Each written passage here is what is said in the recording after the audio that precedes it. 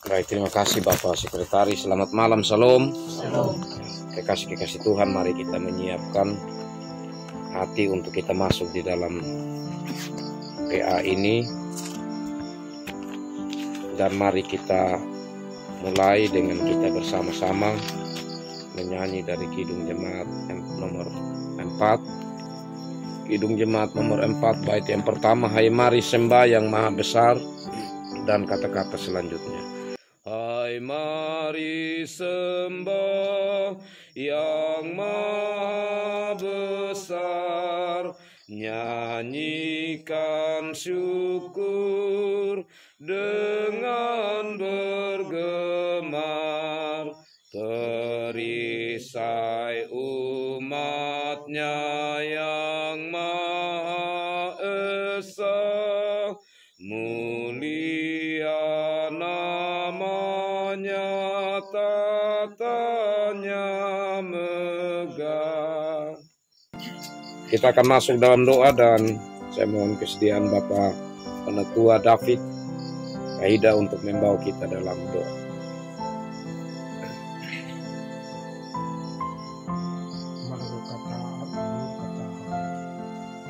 Allah muri nama ibu surga, Allah teribi hari ini kali. Kalau malam ini muri iga maka Allah bagi ini ni muri teribi ini itu hari.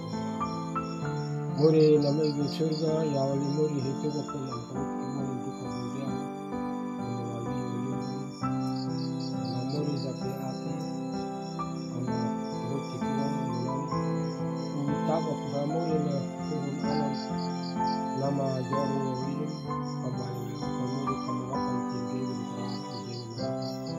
nama muri yang kembali kembali muri nama surga nama muri duka kemudian Allah tentu lagi buka muri kamu tanggung kira mau lain satu seperti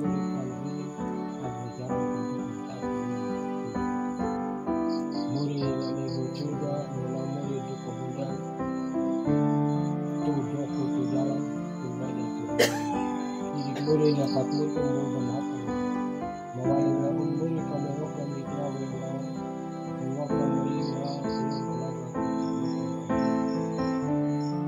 Lima mat muri bola kalian memiliki ketiga. Dan yang mengenal kenalan muri Kristus yang kita. Amin. Amin. Baik, terima kasih Bapak Penatua. Kekasih-kekasih Tuhan, kita sudah menyelesaikan yang lalu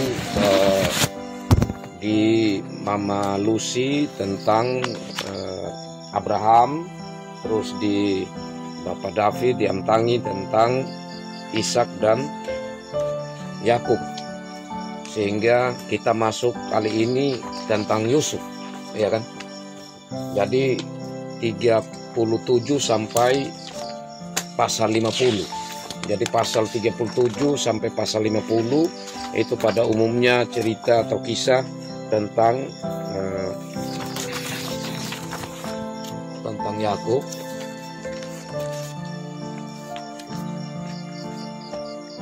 Meskipun tentu di dalam pasal 37 sampai pasal 50 ada sisipan-sisipan cerita tentang yang lain, ya, Yehuda dan lain sebagainya. Baik, kekasih-kekasih Tuhan, mari kita bersama-sama melihat di Alkitab kita Kejadian pasal 39 yang menjadi bagian sebentar untuk kita renungkan bersama, untuk kita melihat apa-apa yang dapat kita petik khususnya untuk aplikasinya dalam hidup kita. Kejadian pasal 39.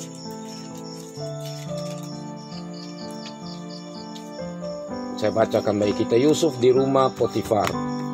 Adapun Yusuf telah dibawa ke Mesir, dan Potifar seorang Mesir, pegawai istana Firaun, kepala pengawal raja, membeli dia dari tangan orang Ismail yang telah membawa dia ke situ. Tetapi Tuhan menyertai Yusuf sehingga ia menjadi seorang yang selalu berhasil dalam pekerjaannya. Maka tinggallah ia di rumah tuannya orang Mesir itu. Setelah dilihat oleh tuannya bahwa Yusuf disertai Tuhan dan bahwa Tuhan membuat berhasil segala sesuatu yang dikerjakannya, maka Yusuf mendapat kasih tuannya dan ia boleh melayani dia. Kepada Yusuf diberikannya kuasa atas rumahnya dan segala miliknya diserahkannya pada kekuasaan Yusuf. Sejak ia memberikan kuasa dalam rumahnya dan atas segala miliknya kepada Yusuf, Tuhan memberkati rumah orang Mesir itu karena Yusuf, sehingga berkat Tuhan ada atas segala miliknya, baik yang ada di rumah maupun yang ada di ladang. Segala miliknya diserahkannya kepada kekuasaan Yusuf, dan dengan bantuan Yusuf ia tidak usah lagi mengatur apa-apapun selain dari makanannya sendiri. Adapun Yusuf itu manis sikapnya dan elok parasnya. Selang beberapa waktu istri tuannya memandang Yusuf dengan berahi, lalu katanya, "Marilah tidur dengan aku." Tetapi Yusuf menolak dan berkata kepada istri tuannya itu, "Dengan bantuanku, tuanku itu tidak lagi mengatur apa yang ada di rumah ini, dan ia telah menyerahkan segala miliknya pada kekuasaanku. Bahkan di rumah ini, ia tidak lebih besar kuasanya daripadaku, dan tiada yang tidak diserahkannya kepadaku selain daripada engkau, sebab engkau istrinya. Bagaimanakah mungkin aku melakukan kejahatan yang besar ini dan berbuat dosa terhadap Allah?" Walaupun dari hari ke hari perempuan itu memujuk Yusuf, Yusuf tidak mendengarkan bujukannya itu untuk tidur di sisinya dan bersetubuh dengan dia. Pada suatu hari masuklah Yusuf ke dalam rumah untuk melakukan pekerjaannya, sedang dari seisi rumah itu seorang pun tidak ada di rumah. Lalu perempuan itu memegang baju Yusuf sambil berkata, "Marilah tidur dengan aku." Tetapi Yusuf meninggalkan bajunya di tangan perempuan itu dan lari keluar. Ketika dilihat perempuan itu bahwa Yusuf meninggalkan bajunya dalam tangannya dan telah lari keluar, dipanggilnya nyala seisi rumah itu, lalu katanya kepada mereka, "Lihat, dibawanya kemari seorang Ibrani supaya orang ini dapat mempermainkan kita. Orang ini mendekati aku untuk tidur dengan aku, tetapi aku berteriak-teriak dengan suara keras. Dan ketika didengarnya bahwa aku berteriak sekeras-kerasnya, ditinggalkannya lah bajunya kepadaku, lalu ia lari keluar. Juga ditaruhnya baju Yusuf itu di sisinya sampai tuan rumah pulang." Perkataan itu jugalah yang diceritakan perempuan itu kepada Potifar, katanya, "Hamba orang Ibrani yang kau bawa kemari itu datang kepadaku untuk mempermainkan aku. Tetapi ketika aku berteriak sekeras-kerasnya, ditinggalkannya bajunya padaku, lalu ia lari keluar." Baru saja didengar oleh tuannya perkataan yang diceritakan istrinya kepadanya, "Begini begitulah aku diperlakukan oleh hambamu itu," maka bangkitlah amarahnya. Lalu Yusuf ditangkap oleh tuannya dan dimasukkan ke dalam penjara, tempat tahanan-tahanan raja dikurung. Demikianlah Yusuf dipenjarakan di sana. Tetapi Tuhan menyertai Yusuf dan melimpahkan kasih setianya kepadanya dan membuat Yusuf kesayangan bagi kepala penjara itu. Sebab itu kepala penjara mempercayakan semua tahanan dalam penjara itu kepada Yusuf dan segala pekerjaan yang harus dilakukan di situ. Dialah yang mengurusnya, dan kepala penjara tidak mencampuri segala yang dipercayakannya kepada Yusuf, karena Tuhan menyertai dia dan apa yang dikerjakannya dibuatnya berhasil. Demikian bagian firman Tuhan ini, kekasih-kekasih Tuhan. Ya, kita sementara lihat dulu di bagian firman Tuhan dalam perenungannya yang dibagikan itu. Ya, saya bacakan bagi kita. Memang ini agak banyak, tetapi dengannya kita dapat mengerti keseluruhan kisah dari Yusuf. Yusuf adalah putra ke-11 Yakub, putra pertamanya melalui istri kesayangannya Rahel. Kisah Yusuf ditemukan dalam Kejadian 37 sampai pasal 50. Setelah pengumuman kelahirannya, kita melihat Yusuf berikutnya sebagai seorang pemuda berusia 17 tahun yang kembali dari menggembalakan kawanan domba bersama saudara-saudara tirinya untuk menyampaikan laporan buruk tentang mereka kepada Yakub. Ya, mereka seringkali menindas dia, sehingga dia kalau pulang bersama dengan kakaknya dia cerita kepada ayahnya. Kita juga diberitahu bahwa Yakub lebih mengasihi Yusuf dari semua anaknya yang lain, karena Yusuf lahir baginya pada masa tuanya, dan ia membuat jubah yang indah baginya. Kejadian 37 ayat 3. Saudara-saudara Yusuf tahu bahwa ayah mereka lebih mengasihi Yusuf daripada mereka, yang menyebabkan mereka membencinya. Itu Kejadian 37 ayat 4. Yang memperburuk keadaan, Yusuf mulai menceritakan mimpinya kepada keluarga. Ya, jadi yang menunjukkan bahwa Yusuf ini menjadi raja di mana mereka itu tunduk kepada dia.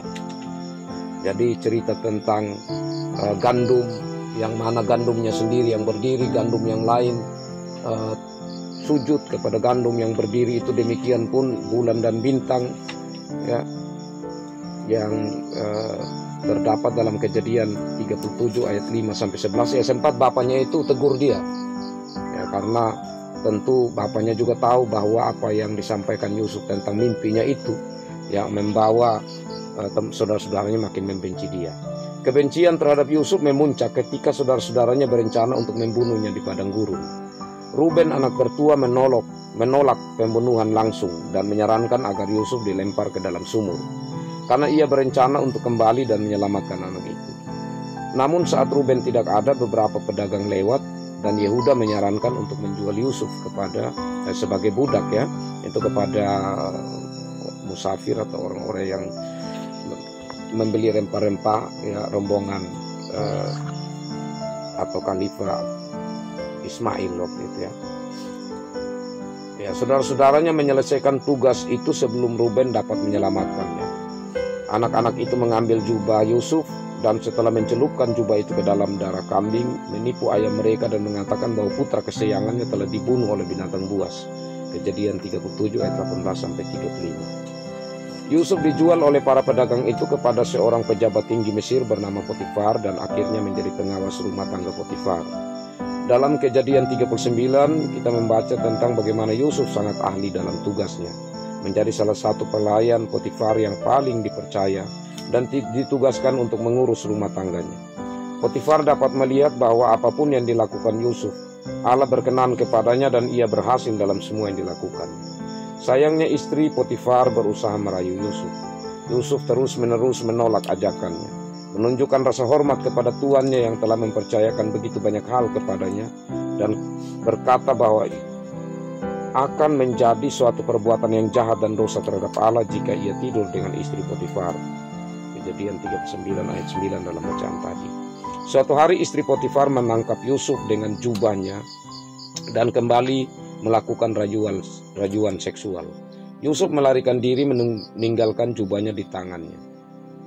Dalam kemarahan ia secara keliru menuduh Yusuf telah mencoba memperkosanya dan Potifar memenjarakannya. Kejadian 39 ayat 7-20. Di penjara Yusuf kembali diberkati oleh Tuhan. Kejadian 39 ayat 21-23. Yusuf menafsirkan mimpi dua orang tahanan lainnya, ya, juru minum dan juru roti, ya. Kedua penafsiran itu terbukti benar dan salah satu dari mereka kemudian dibebaskan dari penjara dan dikembalikan ke jabatannya sebagai juru minuman raja. Kejadian 40 ayat 1-23. Namun juru minuman itu lupa tentang Yusuf dan gagal berbicara kepada Firaun tentang dia, ya. Jadi waktu itu Yusuf kasih sampai arti mimpinya dan Yusuf bilang, nanti kalau ini ingat saya, ya, begitu. Tapi dia lupa. 2 tahun kemudian raja sendiri mengalami beberapa mimpi yang meresahkan, dan juru minuman itu mengingat karunia Yusuf dalam menafsirkan mimpi. Raja memanggil Yusuf dan menceritakan mimpinya, ya, berdasarkan mimpi Firaun, ya, tentang lembu, ya, dan juga tentang gandum. Yusuf meramalkan 7 tahun panen yang melimpah diikuti oleh 7 tahun kelaparan hebat di Mesir, dan menyarankan raja untuk mulai menyimpan gandum sebagai persiapan untuk kekurangan yang akan datang. Kejadian 41 ayat 1-37. Karena kebijaksanaannya Yusuf diangkat menjadi penguasa di Mesir, orang kedua setelah raja. Yusuf bertugas menyimpan makanan selama tahun-tahun kelimpahan dan menjualnya kepada orang Mesir dan orang asing selama tahun-tahun kelaparan. Kejadian 41 ayat 38 sampai 57. Selama tahun-tahun kelimpahan ini Yusuf memiliki dua putra, Manasye dan Efraim. Kejadian 41 ayat 50 sampai 52, anak dari seorang imam di Ono. Ketika kelaparan melanda, bahkan Kanaan pun terkena dampaknya. Yakub mengirim 10 putranya ke Mesir untuk membeli gandum, dalam hal ini kecuali Benyamin. Kejadian 42 ayat 1 sampai 3. Ia menahan Benyamin anak bungsunya dan satu-satunya putra Rahel lainnya. Kejadian 42 ayat 4. Sementara di Mesir, para lelaki itu bertemu dengan saudara lelaki mereka yang telah lama hilang, yang tidak mereka kenali. Akan tetapi Yusuf mengenali saudara-saudaranya. Ia menguji mereka dengan menuduh mereka sebagai mata-mata. Ia mengurung mereka selama 3 hari, kemudian melepaskan semua kecuali satu. Ya, siapa itu Bapak? Simeon, ya. Mengirim gandum bersama mereka untuk seisi rumah mereka dan mengharuskan mereka untuk kembali bersama saudara laki-laki mereka yang bungsu. Kejadian 42 ayat 6 sampai 20. Karena masih tidak tahu identitas Yusuf, saudara-saudaranya merasa bersalah karena mereka telah menjual saudara mereka bertahun-tahun sebelumnya. Kejadian 42 ayat 21-22. Yusuf mendengar pembicaraan mereka dan menyingkir untuk menangis. Kejadian 42 ayat 23-24. Ia menahan Simeon dan membiarkan yang lain pergi, sambil diam-diam mengembalikan uang mereka ke dalam karung gandum mereka. Kejadian 42 ayat 25.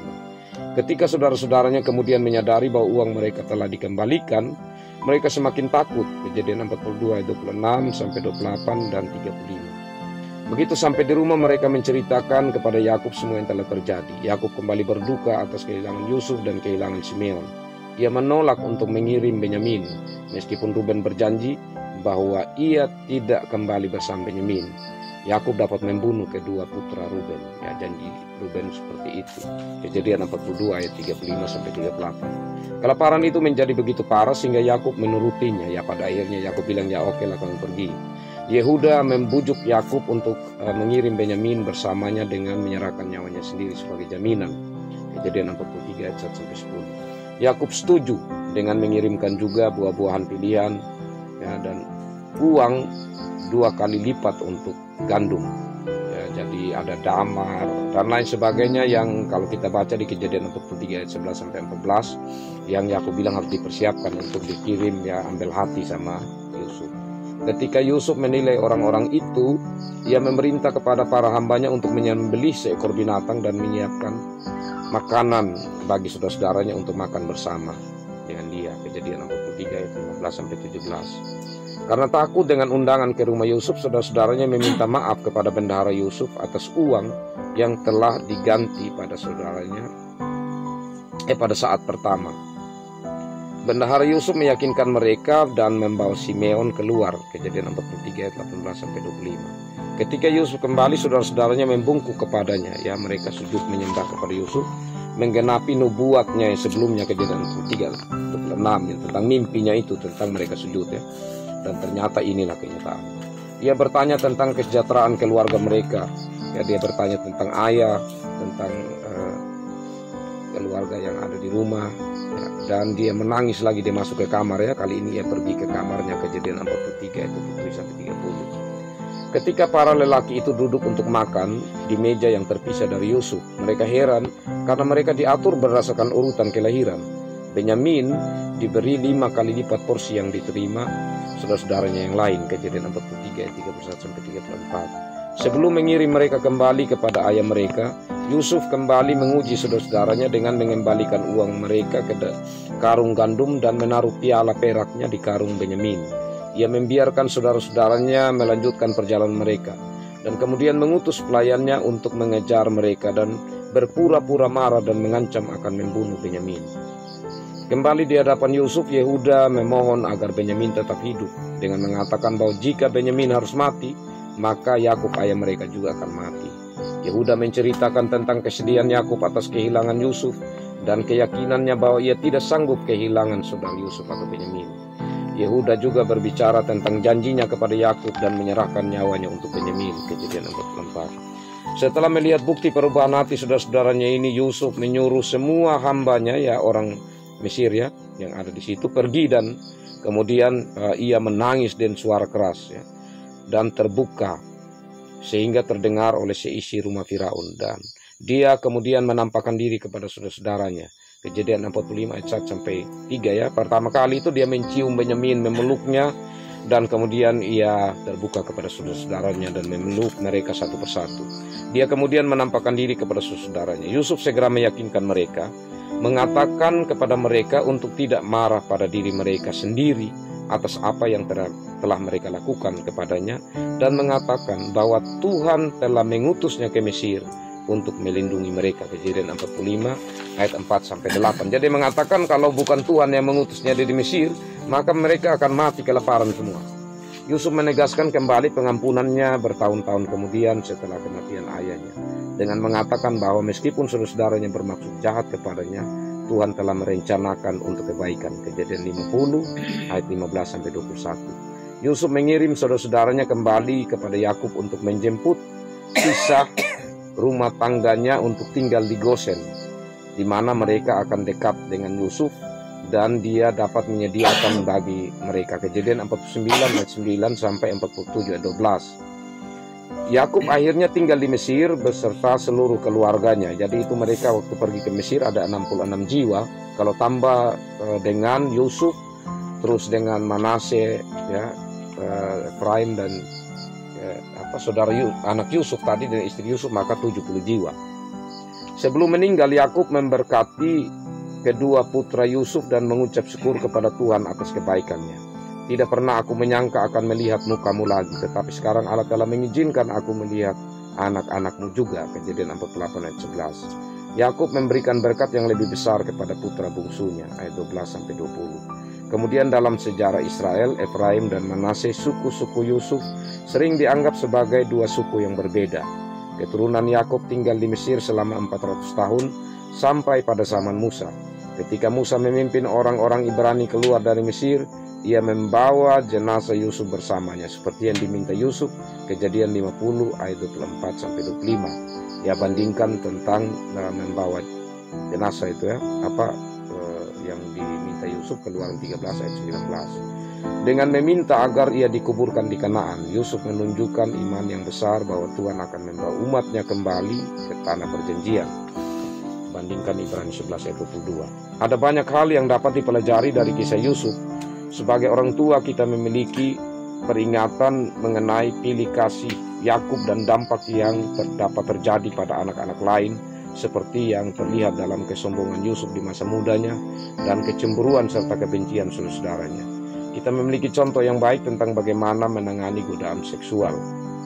Dalam ini lari, Kejadian 39 ayat 12. Ya, kita bisa lihat tentang hal godaan seksual itu di 2 Timotius 2 ayat 22. Dan kita memiliki gambaran yang jelas tentang kesetiaan Allah.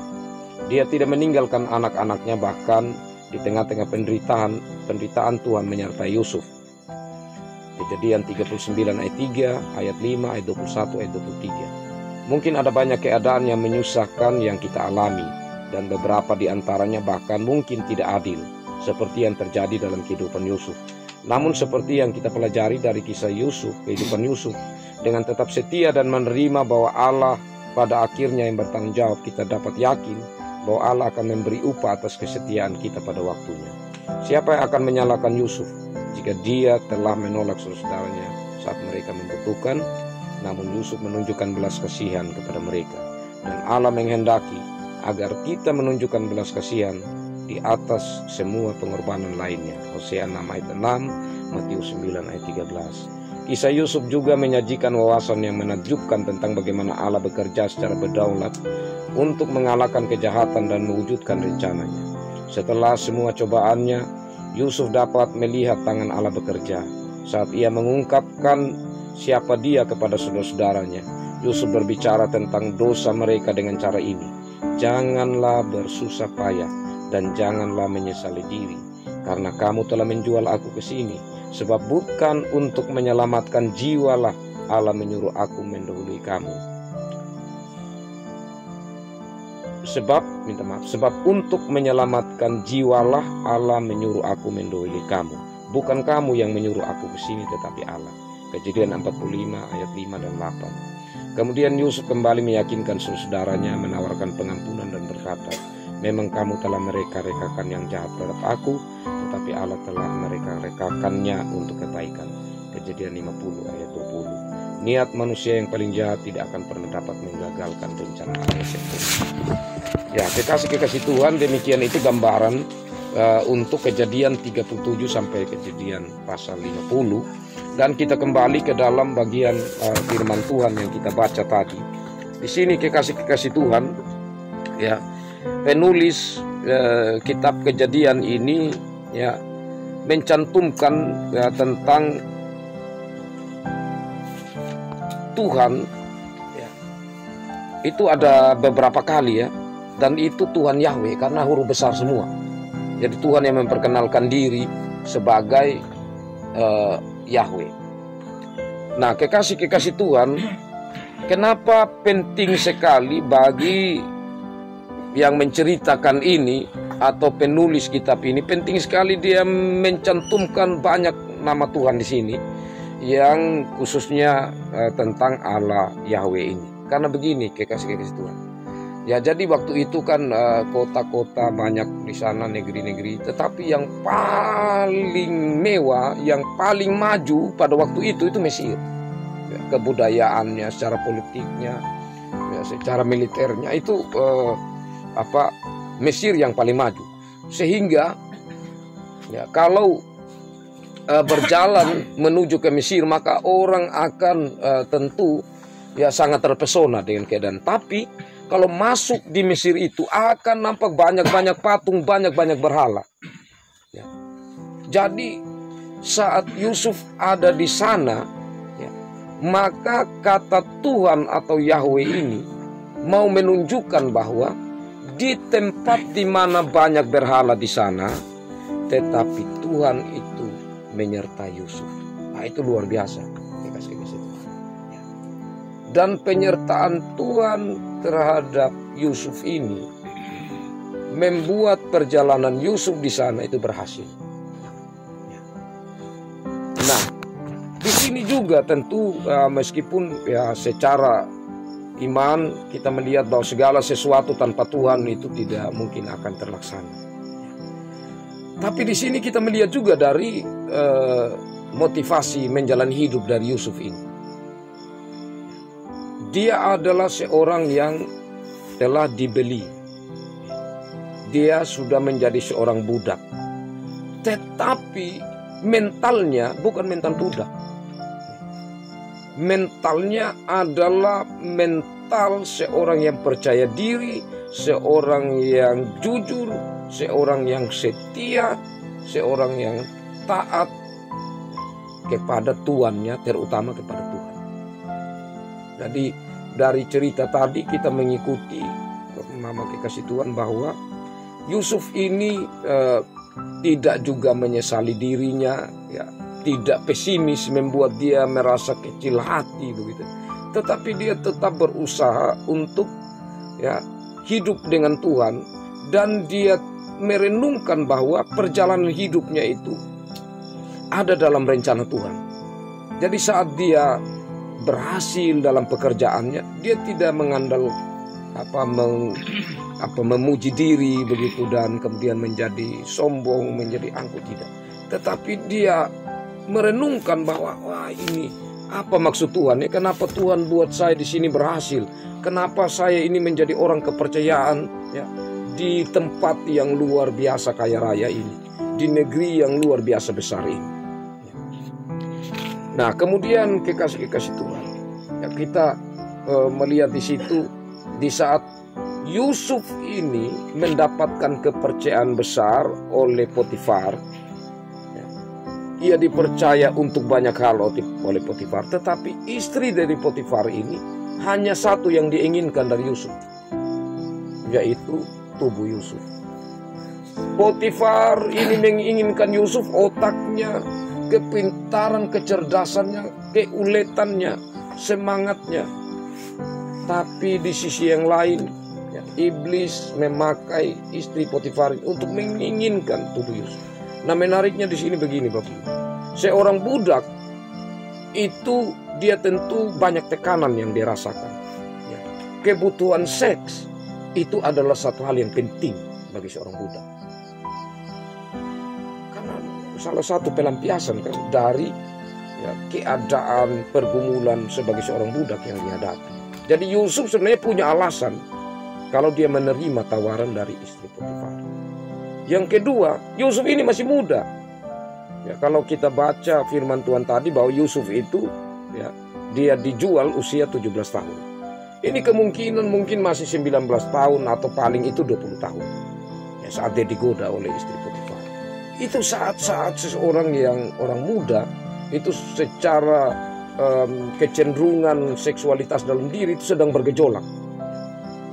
Itu satu tawaran yang tidak gampang. Dan kalau bahasa aslinya hanya 2 kata saja yang disampaikan oleh istri Potifar, tiduri aku. Itu kalau bahasa asli.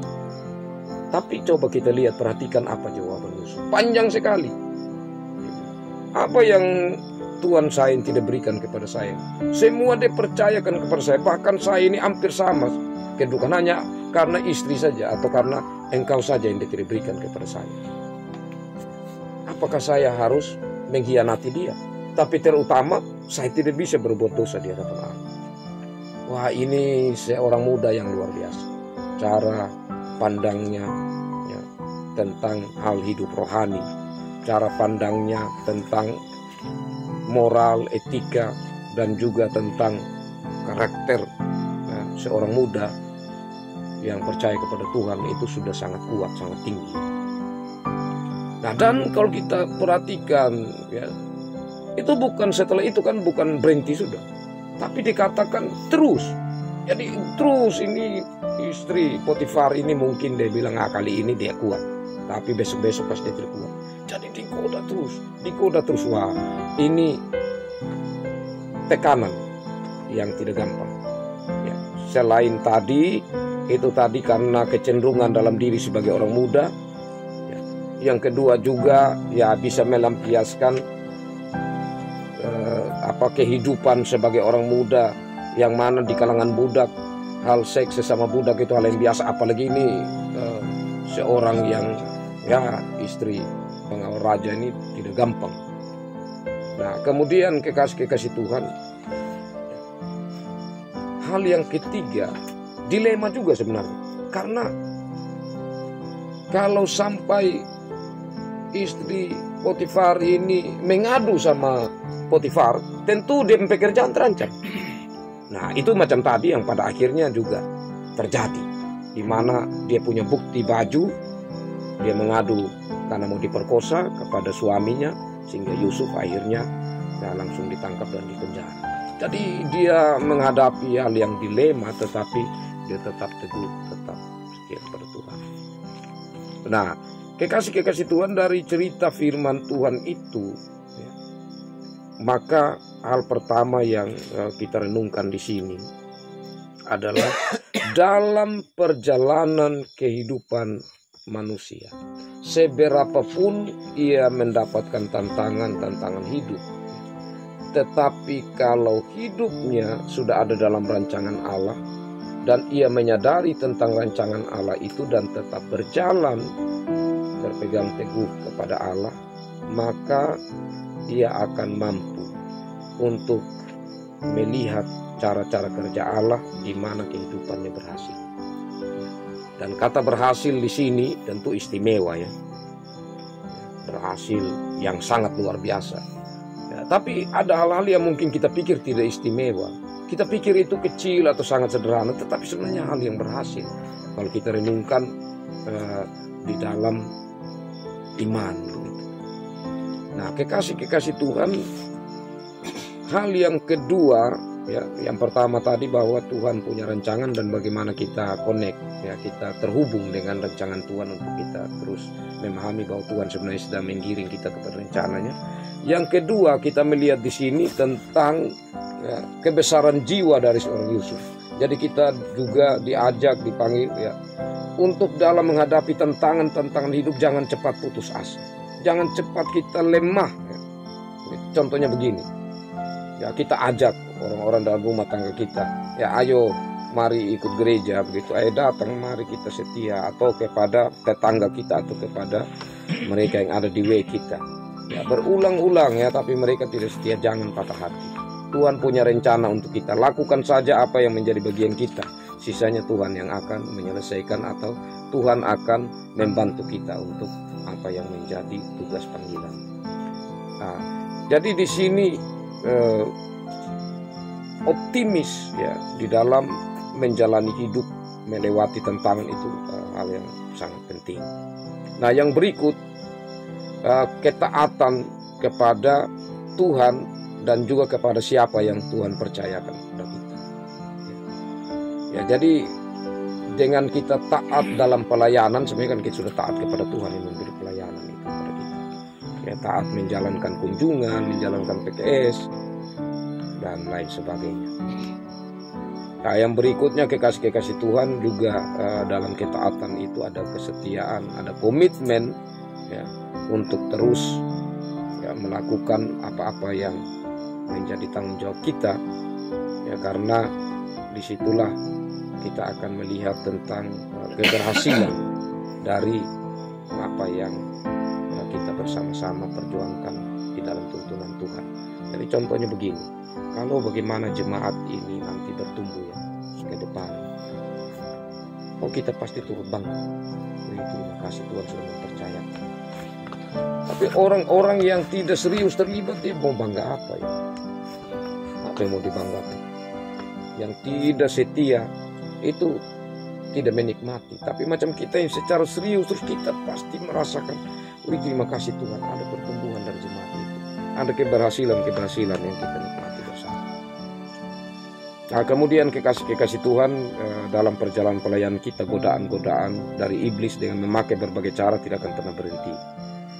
Tapi maukah kita seperti Yusuf ini untuk terus tegar, untuk terus berjuang ya, melawan berbagai godaan-godaan yang ada.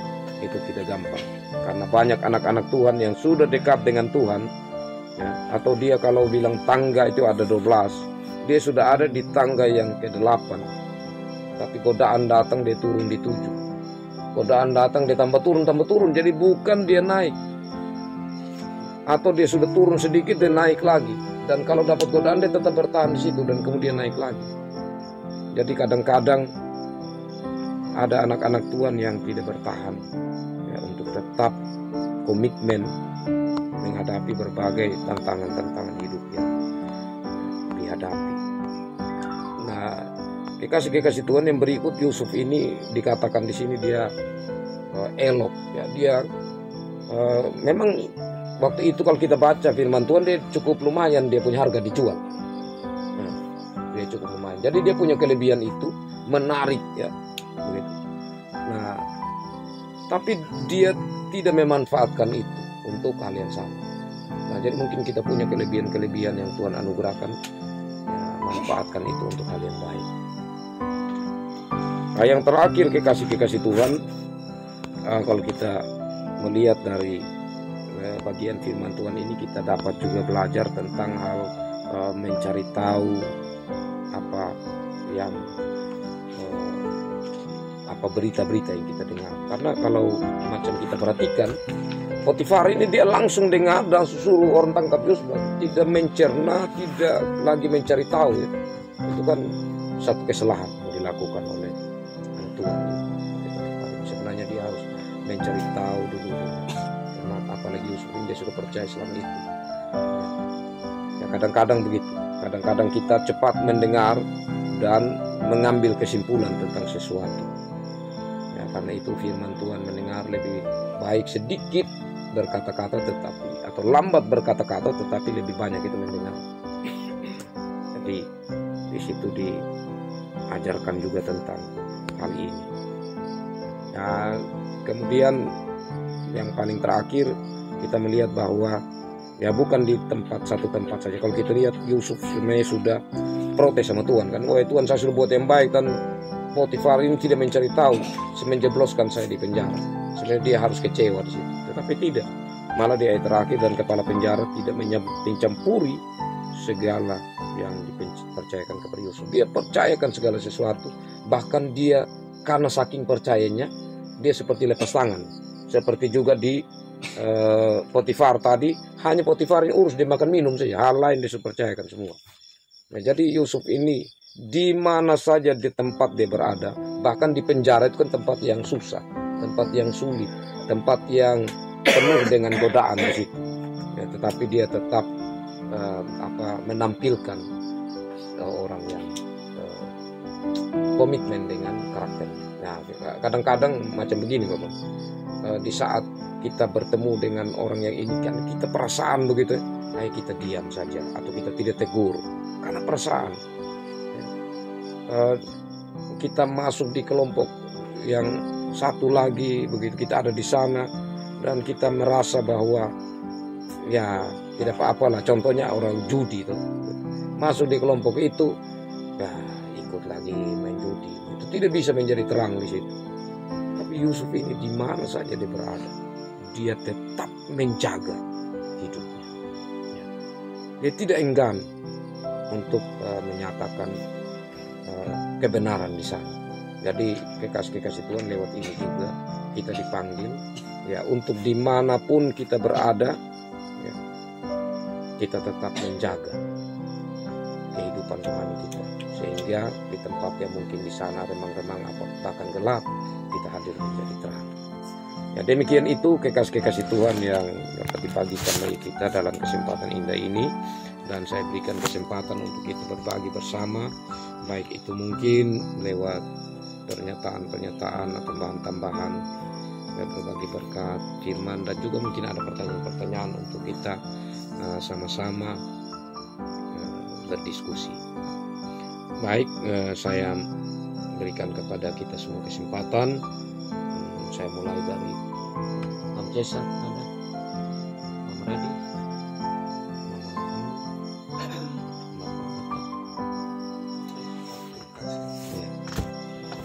Kalau kita melihat tadi perjalanan Yusuf, dia begitu dari awalnya dia dibenci, dibuang, dia dijual. Tapi Yusuf punya satu keyakinan, Tuhan bukan mereka yang menjual, tetapi rencana Tuhan yang hidupnya, bahkan untuk keluarga yang dia mendahului mereka ke Mesir. Itulah prinsip hidup yang dia pegang. Walau memang pada akhirnya dia mendapatkan cobaan yang lebih berat dari seorang Istri Potifar. Potifar, Ya. di mana dia mendapatkan godaan-godaan. Kalau secara manusia dia pasti sebagai laki-laki ya capek, Ya. tapi dia memang punya keyakinan bahwa dia tidak mau menjadi pengkhianat, tidak mau menjadi dia tidak mau menodai dirinya dengan hal-hal yang seperti itu. Sehingga pada akhirnya dia juga memang harus masuk penjara dengan kecerdikan daripada istri Potifar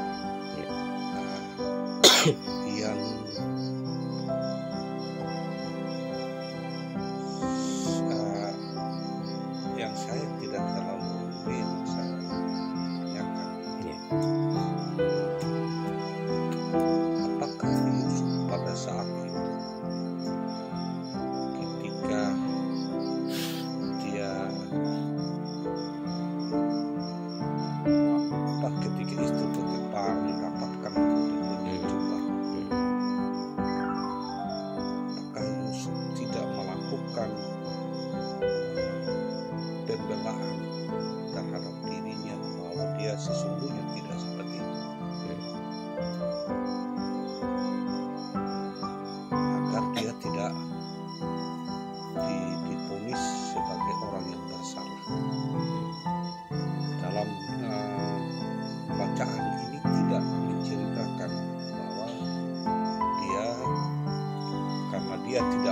melakukan yang seperti yang dituduhkan, apakah dia tidak melakukan pembelaan terhadap hal yang dituduhkan?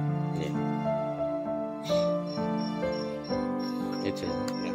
Baik, terima kasih. Ya, jadi menarik sekali pertanyaan dari Bapak Jokowi.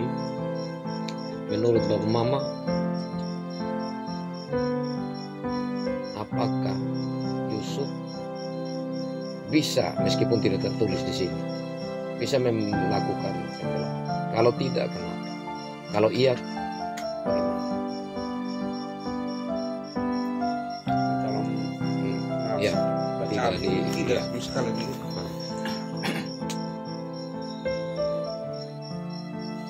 Jadi begini Bapak, dia ini seorang budak. Seorang budak itu tidak punya hak untuk membela diri. Ya, begitu. Jadi seorang budak, apalagi ini istri dari tuannya, itu dia sama bunuh diri sudah. Artinya karena bukti sudah dipegang baju, dan waktu dia lari keluar itu dia kasih tahu semua orang seisi rumah. Jadi bukti bareng, saksi ada. Sebagai pertama, seorang budak tidak berhak untuk dia membela diri. Yang kedua, percuma kalau mau membela diri. Itu sama dia membawa kematian bagi diri. Ya, seperti itu Bapak. Dia punya kedudukan yang tidak memungkinkan dia untuk memberi pembelaan diri. Tidak bisa.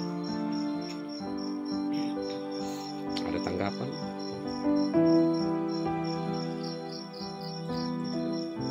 Dari posisi budak. Nah, budak itu yang nanti kita akan lihat juga kalau nanti sampai di PB, tentang seorang yang kemudian lari dari tuannya dan dia bersama-sama dengan Paulus di penjara.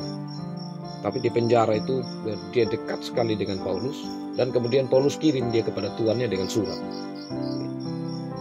Nah, karena kalau orang yang lari itu tetap dia akan diketahui budak yang lari, karena dia ada juga budak dulu yang ada cap macam ini kuda macam. Jadi di pintuan jelas apa. Jadi iya. Dan budak itu diperlakukan apa saja terserah. Begitu. Jadi budak ini dia mau dipukul seperti apa, itu tidak akan ada yang komplain. Tidak akan ada hak asasi manusia yang melarang itu dulu di sana. Budak itu bisa diperlakukan lebih kejam dari binatang. Budak. Ya, posisinya sangat-sangat ya artinya kan sudah dibeli, begitu, tidak bisa buat apa-apa lagi. Jadi itu salah satu tantangan yang tidak mudah dari dalam budak. Bapak Denny? Itu tadi yang disampaikan Bapak, Ya. karena dia langsung tangkap dan dimasukkan di penjara. Artinya, tapi Firaun juga tidak Ini Potifar. Potifar tidak menyadari kalau ini Yusuf tadi tidak bersalah, kan diceritakan itu. Iya. Karena kalau si Yusuf ini Potifar tahu karena kan dia bisa percaya ya mungkin bisa saja dia keluarkan dari penjara kalau cerita selanjutnya tak ada.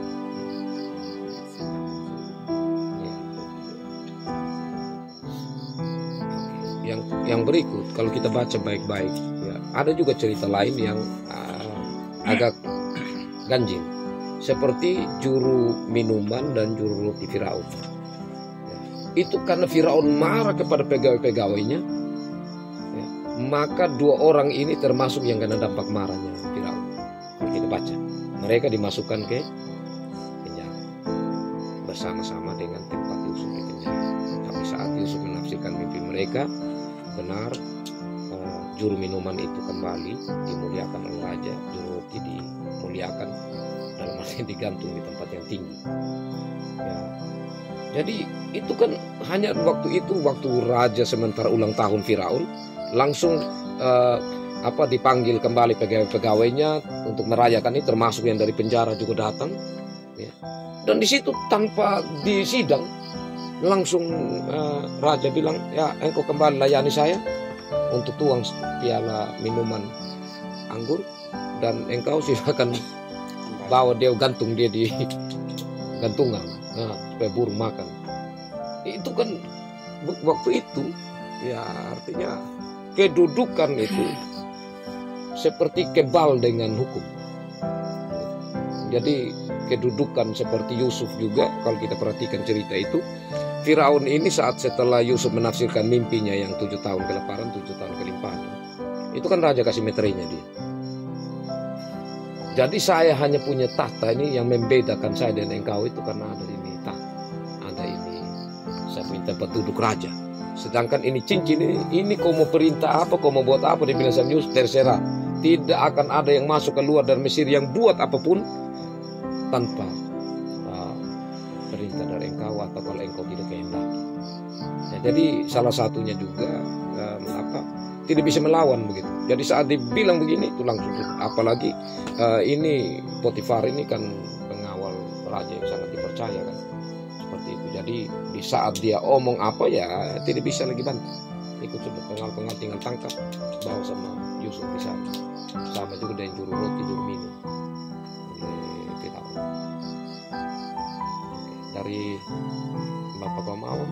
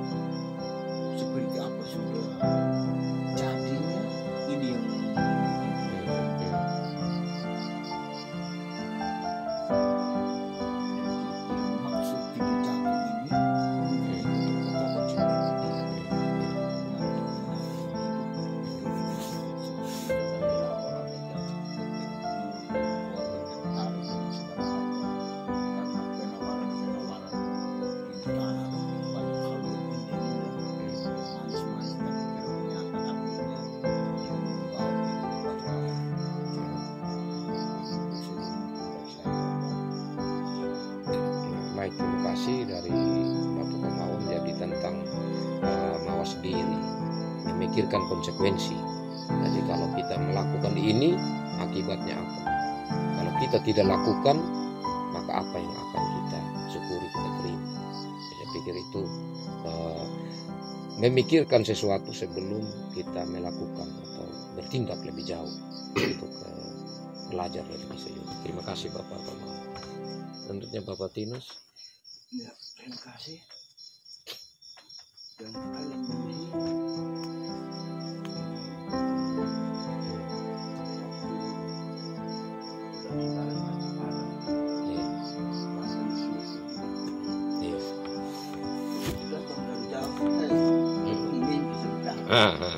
tukang mimpi cerdas, kita bunuh dia supaya dia sampai nanti dia meninggal diberi rencana sudah.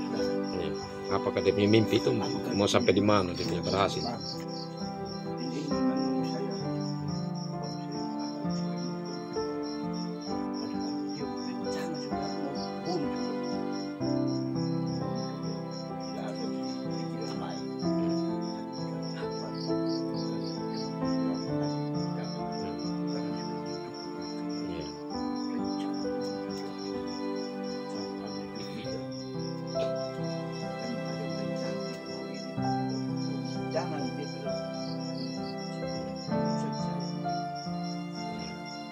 Baik, terima kasih.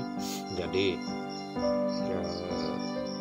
kita merenungkan banyak hal dalam hidup ini, kita diluputkan dari bahaya, dari ancaman dan lain sebagainya. Yaitu kita renungkan seperti Yusuf ini, kita syukuri. Terima kasih Bapak Tinus. Dari Bapak Gilvi.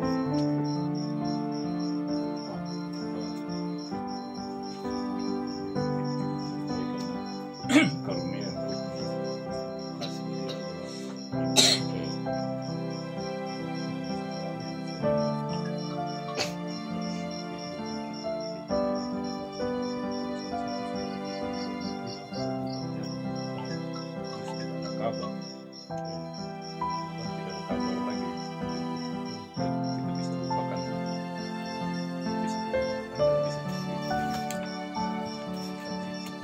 saat bisa ketemu kembali dan dia bisa menolong dalam katakan kita dalam kesulitan, tiba-tiba dia muncul dan dia memberikan pertolongan. Di situ kita menyadari bahwa ternyata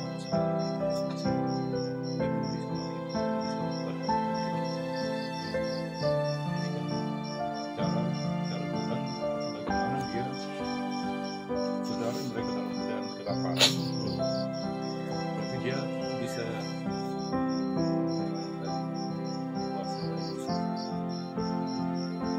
mereka bisa tertolong.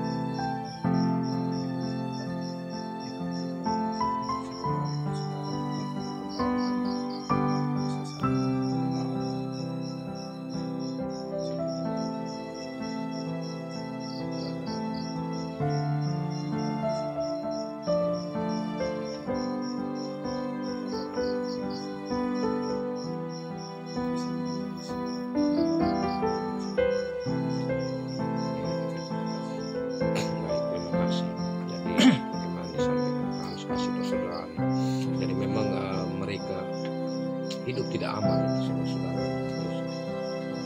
Intinya saat mereka diuji, sebenarnya itu mereka diuji oleh Yusuf untuk Yusuf melihat apakah mereka menyesal. Dan ternyata yang pertama itu ujian yang pertama ditahan Simeon itu mereka betul-betul stres. Ya, mereka sempat merasa bahwa ini sudah diketahui perbuatan yang lalu. Nah, saat lagi waktu piala Yusuf itu dia suruh taruh di karungnya Benyamin, dan akhirnya mereka semua harus kembali untuk menghadap Yusuf lagi. Ya, Yusuf melihat di situ bahwa mereka betul-betul tidak menyesal, terlebih khususnya saat Yehuda menyampaikan banyak hal itu dia tidak tahan. Jadi dia melihat bahwa di situ ada penyesalan. Ya sebenarnya yang paling penting di situ dalam kasus itu kalau sudah melakukan satu hal yang salah untuk membangun satu perdamaian itu dua hal. Yang pertama ada penyesalan. Yang kedua melihat semua hal positif bahwa ini ada di dalam rancangan Tuhan. Itu baru bisa kembali ada kesatuan persaudaraan. Saya pikir itu pelajaran penting ya bagi kita. Bapak David, Mas, terakhir Om Dar, ada, Mas. Oke, baik, terima kasih. Banyak hal ya kita dapat buat tema-tema dari cerita ini dari Yusuf ini di Kejadian 37 sampai 50. Nah, terima kasih Roh Kudus Tuhan yang sudah menolong kita sehingga kita bisa berbagi baik dalam bentuk pertanyaan, pernyataan untuk memperkaya kita bersama. Tuhan memberkati firman-Nya. Tuhan memberkati firman-Nya dan memberkati kita semua. Amin. Baik, kekasih-kekasih Tuhan, menyambut firman Tuhan ini